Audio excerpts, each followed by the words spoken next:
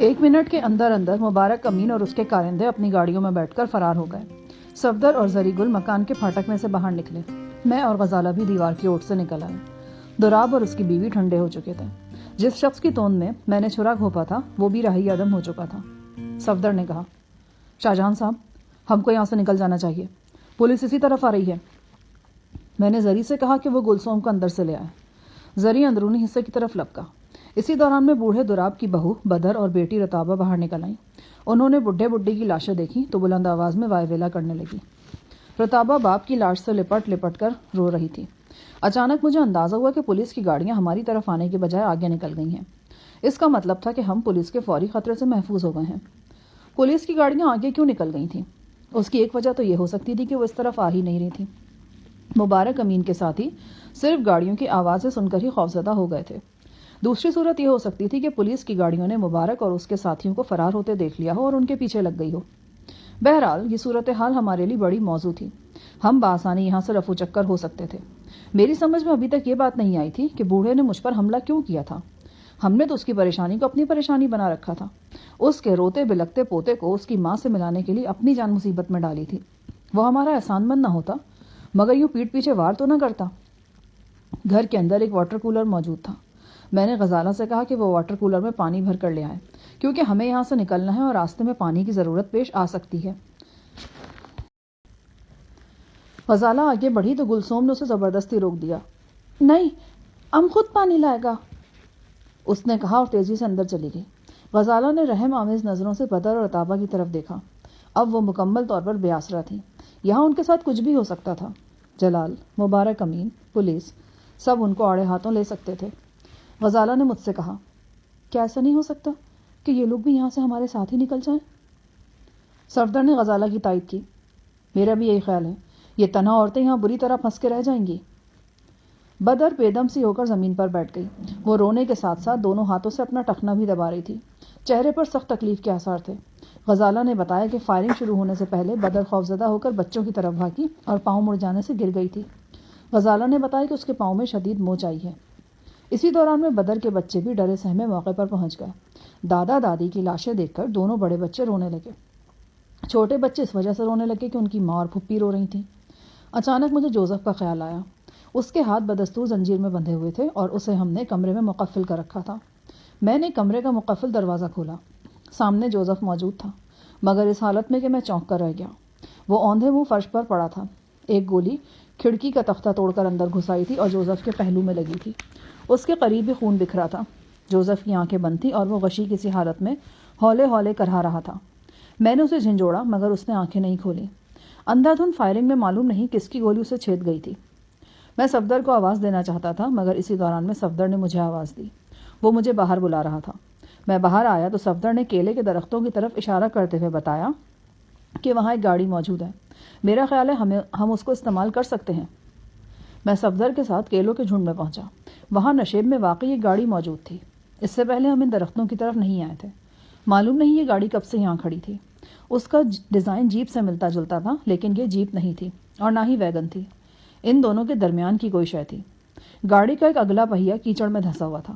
اسے ریس دے کر کیچڑ سے نکالنے کی ناکام کوشش بھی کی گئی تھی۔ گاڑی لگژری ٹائپ لگتی تھی۔ ہمیں یہ بھی معلوم نہیں تھا کہ یہ کس کی گاڑی ہے اور نہ ہی ہمیں کوئی بتا سکتا تھا۔ رتابہ اور بدر صرف افریقی زبان بول سکتی تھیں اور ہمارے مترجم جوزف صاحب پسلی میں گولی کھا کر جاں بلک پڑے تھے۔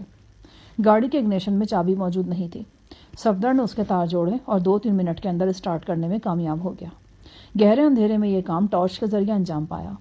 زری گل اور گلسوم بھی موقع پر پہنچ چکے تھے۔ ہم سب نے مل کر زور لگایا تو یہ جیپ نما گاڑی گڑھے میں سے نکل آئی۔ در حقیقت وہ زیادہ بری طرح پھنسی بھی نہیں تھی۔ یوں لگتا تھا کہ اسے نکالنے والوں نے بے دلی سے کوشش کی ہے۔ ڈیش بورڈ پر آئل کی گیج بتا رہی تھی کہ گاڑی میں وافر پیٹرول موجود ہے۔ میں نے صفدر اور زری سے مشورہ کیا۔ فیصلہ ہوا کہ اس گاڑی کو یہاں سے فرار ہونے کے لیے استعمال کیا جائے۔ ہم زخمی جوزف کو اٹھا کر گاڑی میں لے آئے۔ گاڑی میں کافی گنجائش موجود تھی۔ ہم سب کے علاوہ رتابہ اور بدر بھی بچوں سمیت گاڑی میں ٹھس گئیں۔ ڈرائیونگ سیٹ صفدر نے سنبھال رکھی تھی۔ میری اور زری کی گود میں بھری ہوئی رائفلیں موجود تھیں۔ زخمی جوزف کے زخم پر پٹی باندھ کر ہم نے اسے 2 نشستوں کے درمیان خالی جگہ پر لٹا دیا تھا۔ اس کی ہتھ کڑی بھی کھول دی گئی تھی۔ کس طرف جانا ہے؟ صفدر نے پوچھا۔ اگر میری خواہش پوچھتے ہو تو سیدھا لاہور کی طرف جانا چاہتا ہوں میں۔ صفدر کے سوا کسی کے چہرے پر مسکراہٹ نہیں آئی۔ کچھ دیر قبل ہونے والے خونریز ہنگامے نے سب کچھ مزمحل کر رکھا تھا۔ غزالہ تو خاص طور پر سے بالکل گمسم تھی۔ بوڑھا دوراب غزالہ کا دھکا کھا کر کھلی جگہ پر گرا تھا اور ہماری آنکھوں کے سامنے گولیوں کا نشانہ بنا تھا۔ اس کے بعد دوراب کی بیوی کو گولی لگنے کا واقعہ بھی ہم سے صرف 7-8 فٹ کے فاصلے پر پیش آیا تھا۔ اچانک ہم سب چونک گئے۔ ہمارے بالکل قریب جھاڑیوں میں سرسراہٹ ہوئی اور پھر ایک تنومند سیاہ فام عورت ہمارے سامنے آ گئی۔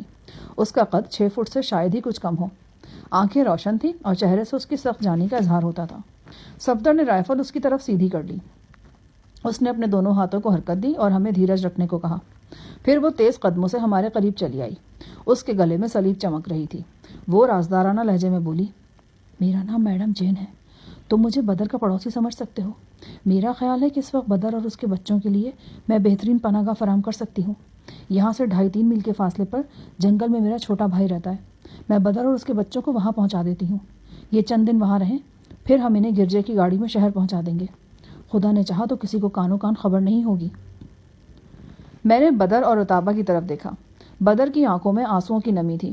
اس کے چہرے کے تاثرات بتا رہے تھے کہ وہ نہ صرف اس عورت کو جانتی ہے بلکہ اس پر کلی اعتماد بھی رکھتی ہے۔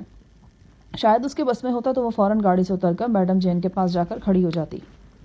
میں نے کہا، میڈم دیکھ لو، بہت ذمہ داری کا کام ہے۔ یہاں کے حالات بہت سنگین، میں سارے حالات جان چکی ہوں۔ تم بس جلدی سے ان لوگوں کو نیچے اتارو۔ میں کرائسٹ کی قسم کھاتی ہوں، اپنی جان دے دوں گی مگر ان بچوں پر آنچ نہیں آنے دوں گی۔ میڈم کے لہجے میں سچائی اور خلوص کا دریا بہہ رہا تھا۔ میں نے ایک طرف جا کر صفدر سے مشورہ کیا۔ ہم بدر اور رتابہ کی زبان نہیں سمجھ سکتے تھے مگر ان کے تاثرات گواہ تھے کہ وہ میڈم پر آنکھیں بند کر کے اعتبار کر سکتی ہیں۔ مشورے کے بعد میں نے میڈم جین سے کہا، آپ نے بتایا کہ آپ کے بھائی کا ٹھکانہ یہاں سے 2.5-3 میل کے فاصلے پر ہے۔ آپ ہمارے ساتھ ہی گاڑی میں بیٹھ جائیں، ہم آپ کو وہاں تک پہنچا دیتے ہیں۔ یہی تو مسئلہ ہے، جنگل بہت گھنا ہے، وہاں گاڑی تو کیا سائیکل بھی نہیں جا سکتی۔ اگر آپ میں سے کوئی ساتھ جانا چاہے تو اسے بھی پیدل جانا ہوگا۔ مگر بدر کے پاؤں میں تو چوٹ لگی ہے، وہ تو چند قدم بھی نہیں چل سکے گی۔ میڈم کے چہرے پر تشویش ابھر آئی۔ اس نے مقامی زبان میں بدر سے چند باتیں کی اور پھر مجھ سے مخاطب ہو کر بولی، بدر کہہ رہی ہے کوئی بات نہیں، وہ سہارا لے کر چل لے گی۔ ہمارے کچھ کہنے سے پہلے ہی رتابہ اور بچے گاڑی سے نیچے اتر آئے۔ بدر بھی غزالہ اور گلسوم کا سہارا لیتی ہوئی گاڑی سے اتر آئی۔ میڈم جین ان لوگوں کی حفاظت کے سلسلے میں بہت پر اعتماد نظر آ رہی تھی۔ ہمیں یہی مناسب نظر آئے کہ ان لوگوں کو اپنا فیصلہ خود کرنے دیں۔ گاڑی سے نیچے اتر کر بدر نے رتابہ کے سہارے چند قدم چلنے کی کوشش کی تو اس کی چیخیں نکل گئیں۔ رنگ بالکل پھیکا پڑ گیا، صاف پتہ چل رہا تھا کہ وہ چل نہیں سکے گی۔ اسی دوران میں دائیں جانب نشیب سے کسی جیپ کے انجن کا شور سنائی دینے لگا۔ ہم سب کے لیے ضروری تھا کہ جلد از جلد یہاں سے نکل جائیں۔ میڈم جین جیسے کسی دوراہے پر کھڑی تھی۔ وہ شدید تذبذب کے عالم میں کبھی بدر کو دیکھتی اور کبھی رتابہ اور بچوں کی طرف۔ اس کی معاملہ فہم نگاہوں نے جان لیا تھا کہ بدر کو پا پیادہ وہ اپنے ساتھ نہیں لے جا سکتی۔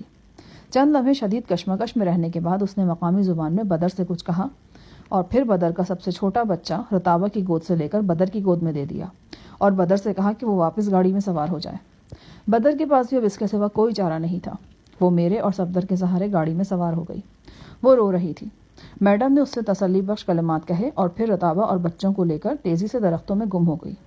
نشیب سے آنے والی جیپ کی آواز اب مزید قریب پہنچ گئی تھی۔ اب یہ شبہ بھی ہو رہا تھا کہ شاید وہ 1 سے زائد گاڑیاں ہیں۔ ہم حتی الامکان تیزی سے گاڑی میں سوار ہوئے اور مخالف سمت میں روانہ ہو گئے۔ 2-3 فرلنگ آگے جا کر ہمیں کچھ تسلی ہوئی۔ گاڑی صفدر چلا رہا تھا۔ وہ گاڑی کی طاقت اور اچھی کنڈیشن سے متاثر نظر آتا تھا۔ عقبی نشست سے غزالہ نے کہا، چلے تو جا رہے ہیں لیکن جانا کدھر ہے؟ صفدر نے کہا، جتنی گرمی ہے اور جس قدر پیاس لگ رہی ہے، جی تو چاہتا ہے کہ اس جیپ کو سیدھا پاکستان لے جا کر روکوں اور وہ بھی مری میں، سیدھا سیسل ہوٹل میں گھس جاؤں اور 8-10 کولڈ ڈرنک سے ساتھ ڈکار لوں۔ خوشی کی بات یہ صفدر کہ ایسے سنگین حالات میں بھی تمہاری رگ ظرافت بار بار پھڑک رہی ہے۔ ہمارا خیال ہے کہ یہ دونوں بہت سخت دل قسم کا لوگ ہیں جناب۔ عقب سے زرین نے تبصرہ کیا، کون دونوں؟ یہ صفدر صاحب اور ہمارا ہاف بٹیر گلسوم۔ ہاف بٹیر نہیں، ہاف بیٹر، میں نے تصحیح کی۔ اب آپ دیکھیں نا، پچھلے چند دنوں میں کیسا کیسا سنگین واقعہ ہوا۔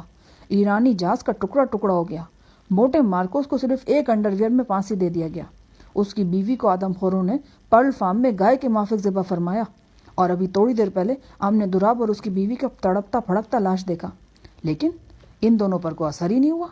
ایک دم پتھر کا دل ہے ان دونوں کا۔ صفدر نے کہا، چلو اب تو سائنس ترقی کر گئی ہے، دل بدلے جا سکتے ہیں۔ ہاں کچھ خرچہ ضرور ہو جاتا ہے، لیکن اگر ہمیں دفینے کی رقم مل گئی تو خرچے کی کیا پرواہ، تم گلسوم کا دل تبدیل کروا لینا۔ چند فکروں کے تبادلے کے بعد ہم سب پھر سنجیدہ ہو گئے۔ میں نے کہا، یار صفدر، یہ سوال واقعی اہم ہے کہ ہمیں جانا کدھر ہے؟ جناب، میری تو رائے ہے کہ ہم پختہ راستے پر سفر کرنے کے بجائے انہی کچے پکے راستوں پر آگے بڑھیں، یہاں ہمارے لیے خطرات کم ہوں گے۔ ہاں، یہ جیپ ٹائپ گاڑی ہے، ٹائر وغیرہ بھی کافی مضبوط ہیں، لیکن رخ کون سا ہونا چاہیے؟ رخ کوئی بھی ہو، اصل بات یہ ہے کہ جائے واردات سے ہمارا فاصلہ بڑھنا چاہیے۔ استاد صاحب، اس بوڑھے دراب نے یہ کیا کیا؟ کیا کیا؟ ہم نے اوپر کا منزل سے سب کچھ اپنی آنکھوں سے مغالطہ کیا ہے، اس نے آپ پر کلاڑی سے حملہ فرمایا تھا۔ مغالطے میں ایسا ہی ہوتا ہے۔ دیکھیں جناب، ہم بالکل سنجیدہ ہے، ہماری سمجھ میں نہیں آ رہا کہ یہ سب کچھ کیوں ہوا۔ کیا وہ بڈھا کوئی چال چل رہا تھا؟ لگ تو ایسا ہی رہا ہے، لیکن ان کی وضاحت کون کرے گا؟ یہ دونوں عورتیں ہمارے لیے گونگی ہیں اور ہم بھی ان کے لیے گونگے ہیں۔ صفدر بولا، ہمیں پکڑوانے کے لیے انعام کا اعلان کیا جا رہا تھا، کہیں ایسا تو نہیں کہ بڈھا یا اس کی بیوی انعام کے لالچ میں آ گئے ہوں؟ بھوک ہوتی بھی تو بہت ظالم چیز ہے، ہو سکتا ہے کہ کوئی ایسی ہی بات ہو۔ اونچے نیچے راستے پر ہمارا سفر جاری رہا، کہیں سڑک نیم پختہ تھی، کہیں بالکل کچا راستہ تھا۔ بدر مسلسل سسکیاں لے رہی تھی۔ اہم بات یہ تھی کہ بدر نے ہمارے ساتھ روانہ ہونے میں کوئی پس و پیش نہیں کی تھی۔ اس کا مطلب تھا کہ وہ ہمیں بدستور اپنا خیر خواہ سمجھ رہی ہے۔ راستے میں ایک دو جگہ ہمیں چاول کے کھیتوں میں ٹریکٹر چلتے نظر آئے یا پھر اکا دکا گاڑیاں دکھائی دیں۔ رات کے اس پہر یہ ویران علاقہ اور بھی ویران نظر آ رہا تھا۔ ہمیں کچھ معلوم نہیں تھا کہ ہم کدھر جا رہے ہیں، اور پھر وہ بات ہو گئی جس کا ہمیں سب سے زیادہ خطرہ تھا۔ اس وقت ہمیں کھیتوں کھلیانوں کے درمیان سفر کرتے قریباً 1 گھنٹہ ہو چلا تھا۔ اندازاً ہم نے 20 میل کا سفر کیا ہوگا، یا شاید کچھ زیادہ ہی کا کیا ہو۔ اچانک ایک موڑ پر ہمیں ٹارچوں کی روشنی دکھائی دی۔ اس کے علاوہ اسٹاپ کا سائن بورڈ بھی لہراتا نظر آیا۔ یہ پولیس کا ناکہ تھا۔ ان کی وردیاں دور سے ہی چمکنے لگی تھیں۔ کچھ اہلکاروں نے ہیٹ کی طرز کی ٹوپیاں پہن رکھی تھیں۔ وہ مسلح تھے۔ ہمیں گاڑی روکنی پڑی۔ گاڑی روکنے سے پہلے میں نے اور زری نے اپنی رائفلیں چھپا لی تھیں، تاہم وہ اتنی دور بھی نہیں تھے کہ ہم بروقت استعمال نہیں کر سکتے۔ گاڑی رکتے ہی ایک ہٹا کٹا سیاہ فام اہلکار آگے آیا۔ ہمارے چہروں پر ٹارچ کی روشنی پھینکنے کے بعد وہ تیز تیز افریقی میں بولنے لگا۔ صفدر نے کہا، کیا آپ انگلش سمجھ سکتے ہیں؟ ان میں سے ایک شخص آگے بڑھا اور شکستہ انگریزی میں بولا، کیا کہنا چاہتے ہو؟ یہی بات میں کہہ رہا ہوں کہ کیا کہنا چاہتے ہیں آپ؟ کیوں روکا ہے؟ کون ہو؟ کہاں سے آ رہے ہو؟ کاغذات دکھاؤ۔ اس نے ایک ہی سانس میں 3 سوال داغ دیے۔ میں راستے میں گاڑی کے ڈیش بورڈ کا خانہ کھولنے کی کوشش کرتا رہا تھا، مگر وہ مقفل تھا اور کھل نہیں سکا تھا۔ گاڑی کے کاغذات اگر تھے تو یقیناً اسی میں تھے۔ بہرحال کاغذ ہوتے بھی تو ہمارے لیے ان پولیس اہلکاروں کو مطمئن کرنا آسان نہیں تھا۔ میں نے پولیس اہلکاروں کو بتایا کہ کاغذات ڈیش بورڈ میں ہیں اور چابی نہیں مل رہی۔ اس نے سخت لہجے میں صفدر کو نیچے اترنے کا حکم دیا۔ صفدر نے روایتی انداز میں منت سماجت کا لہجہ اختیار کیا اور پولیس اہلکار سے کہا کہ ہمیں ایک بزرگ کی آخری رسومات میں شرکت کے لیے جانا ہے، ہمارے ساتھ خواتین بھی ہیں، لہٰذا ہمیں جانے دیا جائے۔ مگر وہ ٹس سے مس نہیں ہوا۔ صفدر نے آخری کوشش کے طور پر اس کی مٹھی میں چند نوٹ دینے کی بھی کوشش کی، مگر کامیابی نہیں ہوئی۔ رشوت کو قبول کرنے سے انکار کے بعد پولیس اہلکاروں کا رویہ مزید سخت ہو گیا۔ انہوں نے صفدر کو بازو سے پکڑ کر باہر کھینچنے کی کوشش کی۔ ایک دوسرے اہلکار نے میری طرف کا دروازہ کھولنے کے لیے ہینڈل پر ہاتھ ڈالا۔ ہم خود بھی پولیس تک پہنچنا چاہ رہے تھے اور ان سے مدد طلب کرنے کے خواہش مند تھے، مگر اب 3 افراد کے قتل کے بعد صورتحال یکسر بدل گئی تھی۔ پولیس تک پہنچنا خود کو سخت مصیبت میں ڈالنا تھا، دوسری طرف قانون کی مدد طلب کیے بغیر چارہ بھی نہیں تھا۔ میں نے سوالیہ نظروں سے صفدر کی طرف دیکھا۔ غالباً صفدر کا بھی یہی خیال تھا کہ پولیس والوں سے ٹکر لینے کی کوشش نہ کی جائے اور ان سے کہا جائے کہ ہم ان کے کسی اعلیٰ افسر سے ملنا چاہتے ہیں۔ ابھی ہم یہ بات کہنے کے لیے پر تول ہی رہے تھے کہ ایک بھاری بھرکم موٹر سائیکل کی آواز سنائی دی۔ گاڑی کی ہیڈ لائٹس میں نے دیکھا، بھاری بھرکم سیاہ موٹر سائیکل پر ایک ویسا ہی سیاہ اور بھاری بھرکم انسپیکٹر براجمان ہے۔ اسے دیکھ کر نہ جانے کیوں یوگنڈا کے سربراہ ادی امین کی تصویر آنکھوں کے سامنے آ گئی۔ انسپیکٹر کے ہولسٹر میں سرکاری ریوالور تھا۔ وہ بڑی شان سے چلتا ہوا ہماری گاڑی کی طرف آیا۔ اس کے ماتحتوں نے مقامی زبان میں اسے صورتحال سے آگاہ کیا۔ ماتحت یقیناً پرجوش تھے کہ ایک اچھا شکار ہاتھ آ گیا ہے۔ انسپکٹر ان کی بات بڑی توجہ سے سن رہا تھا۔ اسی دوران میں اس کی نگاہ مجھ سے ملی۔ اس نے بڑی صفائی سے مجھے آنکھ ماری۔ اس کا یہ اشارہ حیران کن تھا۔ نہ جانے اس نے کیا سمجھانے کی کوشش کی تھی۔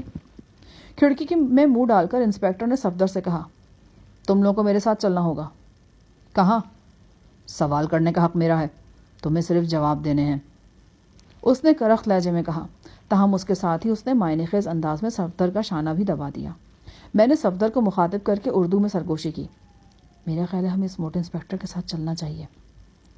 صفدر نے گہری سانس لیتے ہوئے انسپکٹر سے کہا، اوکے آفیسر، لیٹس گو۔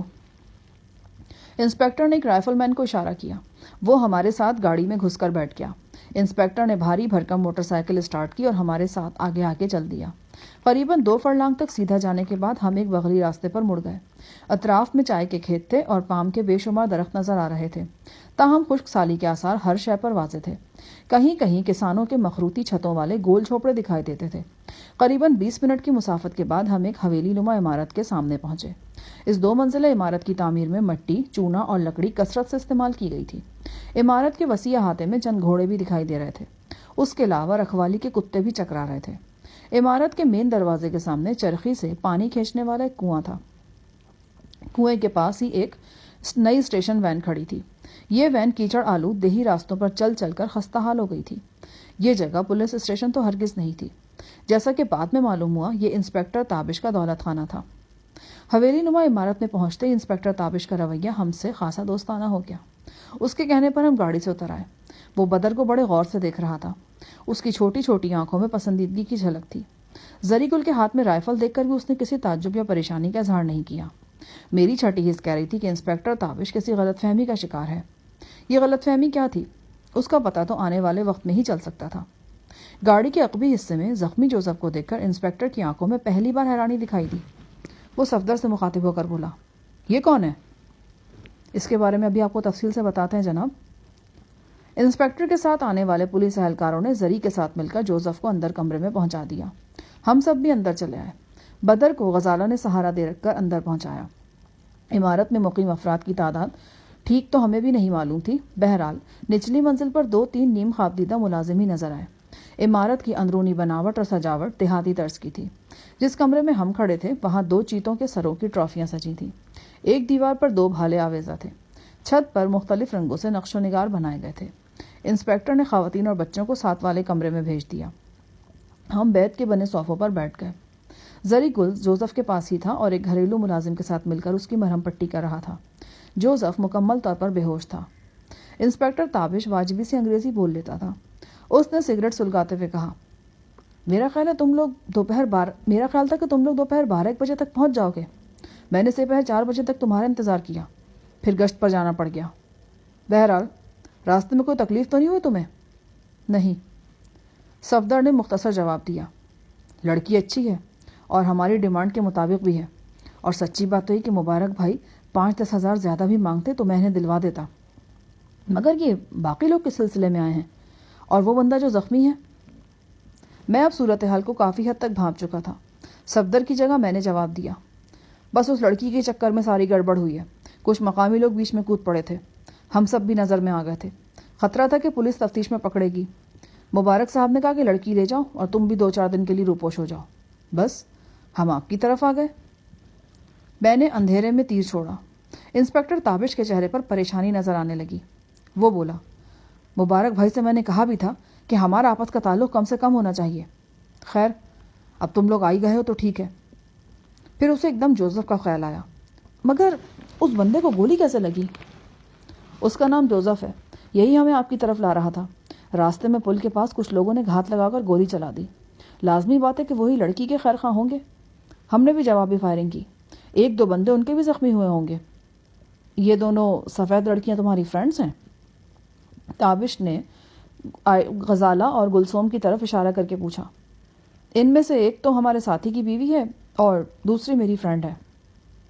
اسی دوران میں بالائی منزل سے کسی کے قدموں کی چاپ سنائی دی۔ پھر ایک مردانہ بھاری آواز نے کسی کو پکارا۔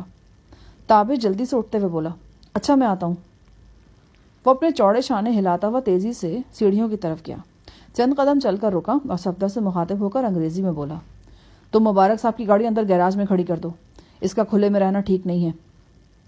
ہم پر یہ نیا انکشاف ہوا کہ جس گاڑی میں ہم یہاں پہنچے تھے وہ مبارک کے زیر استعمال رہی ہے۔ یہ ایک حیران کن انکشاف تھا۔ صفدر اس بات میں سر ہلا کر جلدی سے باہر چلا گیا۔ میرے ذہن میں ہلچل مچی ہوئی تھی۔ اب پوری بات سمجھ میں آتی جا رہی تھی، جیسے کڑی سے کڑی ملتی ہے اور زنجیر بن جاتی ہے۔ جس گاڑی پر ہم یہاں پہنچے تھے اس کا تعلق پرل فارمز کافی فارمز کے مالک مبارک امین سے تھا۔ جس وقت مبارک اور اس کے کارندوں نے دراب کے گھر کو گھیرے میں لیا تھا اور ہم پر ہلہ بولا تھا، اس وقت بھی یہ گاڑی دیگر گاڑیوں میں شامل تھی۔ ہمیں مکان کے اندر گھیرنے کی غرض سے یہ گاڑی عقبی سمت سے لائی گئی تھی۔ وہاں یہ درختوں کے جھنڈ کے پاس گڑھے میں پھنس گئی۔ بعد ازاں جب مبارک اور اس کے کارندے ہمارا گھیراؤ چھوڑ کر افراتفری میں بھاگے تو یہ گاڑی وہیں پھنسی رہ گئی۔ ممکن تھا کہ اسے جلدی میں نکالنے کی کوشش بھی کی گئی ہو، بہرحال یہ کوشش ناکام رہی اور وہ لوگ گاڑی وہیں چھوڑ گئے۔ بعد ازاں یہ گاڑی ہماری نظر میں آ گئی۔ چونکہ یہ مکان سے کافی فاصلے پر کھڑی تھی، یوں بھی مکان کی عقبی سمت میں تھی، لہٰذا ہمارے ذہن میں نہیں آیا کہ اس کا تعلق بھی مبارک امین سے ہی ہوگا۔ ہم گاڑی میں سوار ہو کر جائے واردات سے نکل آئے۔ 20-22 میل کا فاصلہ ہم نے بخیریت طے کیا، یہاں تک کہ چیکنگ پوسٹ پر پولیس نے ہمیں روک لیا۔ دوسری طرف ایک اور سنگین چکر چل رہا تھا۔ بدبخت مبارک امین بدر کے ساتھ اپنی حوث پوری کرنے کے بعد اسے آگے چلانے کا فیصلہ کر چکا تھا۔ اس سلسلے میں ہمیں تفصیل معلوم نہیں تھی کہ انسپکٹر تابش اور مبارک امین کے درمیان کیا معاملہ طے ہوا ہے اور کیوں ہوا ہے۔ بہرحال یہ بات اب واضح ہو چکی تھی کہ مبارک غربت کی ماری بدر کو انسپکٹر تابش کے حوالے کر رہا تھا۔ آج دوپہر پروگرام کے مطابق مبارک کے کارندوں نے بدر کو یہاں لا کر انسپکٹر تابش کے ہینڈ اوور کرنا تھا۔ اس سلسلے میں انسپکٹر تابش آج شدت سے مبارک کے کارندوں کا انتظار کر رہا تھا۔ یہ ایک زبردست اتفاق تھا کہ آج رات ہمیں انسپکٹر تابش کے علاقے میں ناکے پر روک لیا گیا۔ ناکے پر انسپکٹر تابش نے مبارک امین کی گاڑی پہچان لی، مگر وہ پولیس پارٹی کے سامنے ہم سے شناسائی ظاہر نہیں کرنا چاہتا تھا۔ یہی وجہ تھی کہ اس نے پہلے مجھے آنکھ ماری اور پھر صفدر کا شانہ دبایا۔ وہ گاڑی میں بدر کو بھی دیکھ چکا تھا۔ وہ ہمیں سیدھا اپنی رہائش گاہ پر لے آیا۔ اب صورتحال کافی پیچیدہ تھی۔ ابھی تک تو انسپکٹر مغالطے میں تھا، مگر یہ مغالطہ تعدیر برقرار نہیں رہ سکتا تھا۔ انسپکٹر یقیناً کوئی سیدھا سادہ شخص نہیں تھا، اسے بہت جلد گڑبڑ کا احساس ہونے والا تھا۔ پھر یہ بھی ممکن تھا کہ وہ کسی طور مبارک امین سے رابطہ کر لیتا اور حقیقت اس پر کھل جاتی۔ ضرورت اس امر کی تھی کہ ہم انسپکٹر کے چوکس ہونے سے پہلے حالات پر قابو پانے کی کوشش کریں۔ صفدر گاڑی گیراج میں کھڑی کر کے واپس آ گیا۔ میرے اندازے کے مطابق اس کی آنکھوں میں بھی کئی سوال مچل رہے تھے۔ اس نے مجھ سے کہا، جناب جوزف کی حالت ٹھیک نہیں ہے، خون مسلسل بہہ رہا ہے۔ میرا خیال ہے کہ غزالہ کو اس کے لیے کوشش کرنی چاہیے۔ دوائیوں اور سامان کے بغیر اس دور دراز علاقے میں کیا کوشش ہو سکتی ہے؟ ہو سکتا ہے کہ ان لوگوں کے پاس فرسٹ ایڈ کا سامان ہو۔ پوچھ کر دیکھ لو۔ کس سے پوچھیں؟ یہاں تو سب تاریخ بر اعظم کی زبان بول رہے ہیں۔ 2-4 منٹ بعد انسپکٹر تابش اپنے بھاری بھرکم جسم کو ہچکولے دیتا بالائی منزل سے واپس آ گیا۔ صفدر نے اسے بتایا کہ زخمی کی حالت ٹھیک نہیں ہے، اسے فوری طبی امداد کی ضرورت ہے۔ انسپکٹر بولا، یہاں تو بس معمولی مرہم پٹی کا سامان موجود ہے، آس پاس 7-8 میل تک کوئی ڈاکٹر وغیرہ بھی نہیں ملے گا۔ چلو جو کچھ میسر اسی سے کوشش کر کے دیکھ لیتے ہیں، صفدر نے کہا۔ صفدر اور تابش اندر گئے۔ 1 منٹ بعد تابش ایک میڈیکل باکس اٹھائے برآمد ہوا۔ اس کے ساتھ صفدر اور غزالہ بھی تھے۔ ابھی وہ دروازے میں ہی تھے کہ زری گھبرایا ہوا اندر داخل ہوا۔ استاد صاحب، وہ بندہ مر رہا ہے، اس کا سانس رک گیا ہے۔ ہم باہر پہنچے۔ جوزف کے سانس واقعی پورے ہو چکے تھے، اس کی آنکھیں الٹ گئی تھیں اور منہ کھلا ہوا تھا۔ ہمارے دیکھتے ہی دیکھتے اس نے ایک آخری ہچکی لی اور دم توڑ دیا۔ غزالہ نے رسمی طور پر اس کی نبض وغیرہ چیک کی، وہ راہیہ دم ہو چکا تھا۔ پسلیوں میں لگنے والی گولی کے سبب اس کے جسم کا بہت سا خون نکل گیا تھا اور اسی وجہ سے اس کی موت واقع ہو گئی تھی۔ ہرکولس جہاز میں کسی عفریت کی طرح دندنانے والا سفاک بردہ فروش 0.25 کی صرف ایک گولی کے سبب زندگی ہار گیا تھا۔ اس کا بے جان لاشا ایک بے حقیقت شے کی طرح بستر پر پڑا ہوا تھا۔ جوزف کی موت رات کے 3 بجے کے لگ بھگ واقع ہوئی تھی۔ اگلا 1-1.5 گھنٹہ ہمارے لیے بڑا کٹھن تھا۔ ہم کچھ طے نہیں کر پا رہے تھے کہ ہمارا آئندہ کا لاہ عمل کیا ہونا چاہیے۔ ہم انسپکٹر اور اس کے 2-3 ملازمین پر قابو تو پا سکتے تھے، مگر ابھی ہمیں ٹھیک سے یہ خبر نہیں تھی کہ اس حویلی نما عمارت میں کتنے افراد موجود ہیں اور وہ کہاں کہاں ہیں۔ جہاں تک انسپکٹر کا تعلق تھا وہ ابھی تک ٹھیک ہی جا رہا تھا۔ اس کی طرف سے ہمیں ایسا کوئی اشارہ نہیں ملا تھا جس سے اندازہ ہوتا کہ اسے ہم پر کسی طرح کا شک ہوا ہے۔ یوں لگتا تھا کہ ابھی تک ہمارے بارے میں اسے ہمارے بیان پر غور و فکر کرنے کا موقع نہیں ملا، اور ہم نے جو کچھ اسے بتایا ہے فی الوقت وہ اسے ہی درست سمجھ رہا ہے۔ میں نے گھڑی دیکھی۔ صبح کے 6 بج چکے تھے مگر اجالا نظر نہیں آ رہا تھا۔ صفدر نے کمرے کی کھڑکیوں سے پردہ ہٹایا اور ہمیں معلوم ہوا کہ باہر گہرے سیاہ بادل چھائے ہوئے ہیں۔ دیکھتے ہی دیکھتے گرج چمک بھی ہونے لگی۔ ساحلی علاقوں کی بارش اکثر تند و تیز ہوا کرتی ہے، یہ بھی کوئی اسی قسم کا پروگرام لگتا تھا۔ کچھ دیر بعد واقعی گرج چمک کے ساتھ زوردار بارش شروع ہو گئی۔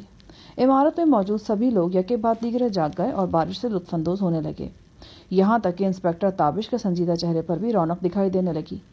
وہ مسرت آمیز لہجے میں بولا، تم لوگوں کا آنا اچھا شگن رہا ہے، لوگ بارش کے لیے ترس رہے تھے، بہت عرصے بعد یہ بارش ہو رہی ہے اور بارش بھی ایسی زوردار، اوہ مزہ ہی آ گیا یار۔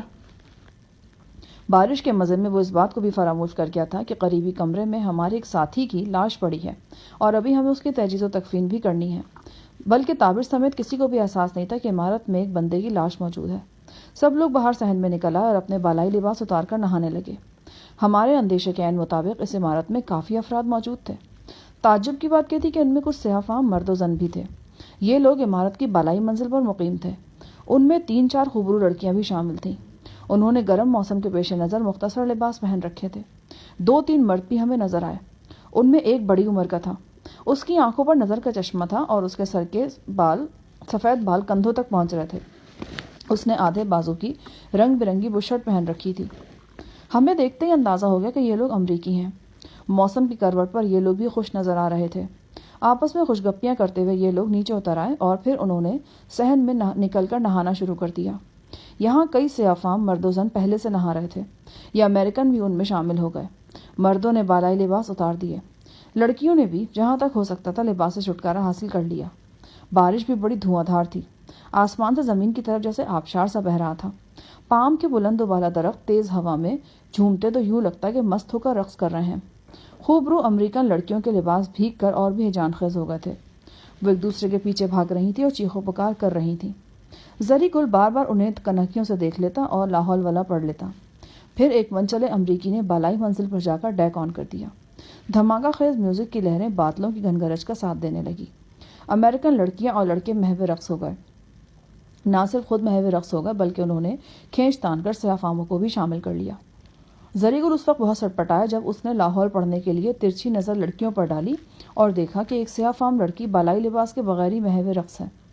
زری گل لاہور بھول کر لڑکی کو کوسنے لگا اور منہ ہی منہ میں بڑبڑاتا ہوا بولا، خواہ ان لوگوں کو تو موت ہی یاد نہیں رہا، ادھر کمرے میں تازہ تازہ لاش پڑا ہے اور یہاں یہ لوگ اپنا بوٹی بوٹی نچوا رہا ہے۔ واقعی سدھیر لالا یا بدر منیر جیسا کوئی بندہ ادھر ہوتا نا تو ان سب کی بوٹی بوٹی کر دیتا۔ صفدر نے تائید کی۔ زری نے گھور کر صفدر کو دیکھا اور بڑبڑاتا ہوا دوسرے کمرے میں چلا گیا۔ اسی دوران میں ایک فربا اندام امریکی بڑی سی رنگین چھتری اٹھا لایا۔ چھتری کے نیچے ایک پستہ قد شخص تھا اور اس کے کندھے پر مووی کیمرہ رکھا ہوا تھا۔ یہ بڑا جدید کیمرہ تھا۔ پستہ قد شخص بارش میں نہاتے اور رقص کرتے افراد کی مووی بنانے لگا۔ لمبے سفید بالوں والے امریکی کو دیکھ کر مجھے شک سا گزرا کہ شاید ان لوگوں کا تعلق کسی طور فلم لائن سے ہے۔ اب یہ جدید کیمرہ دیکھ کر اس شک کو تقویت ملی تھی۔ خوبرو لڑکیوں اور اسمارٹ لڑکوں کے کھلے ڈلے انداز بھی اس شک کو توانا کر رہے تھے۔ قریباً 1.5 گھنٹہ بارش ٹوٹ کر برسی اور ہر طرف جل تھل ہو گیا۔ پھر بارش مدھم تو پڑ گئی مگر رکی نہیں۔ میں نے اور صفدر نے دوسری منزل پر جا کر دیکھا۔ دور تک پام کے درخت ٹوٹے ہوئے تھے۔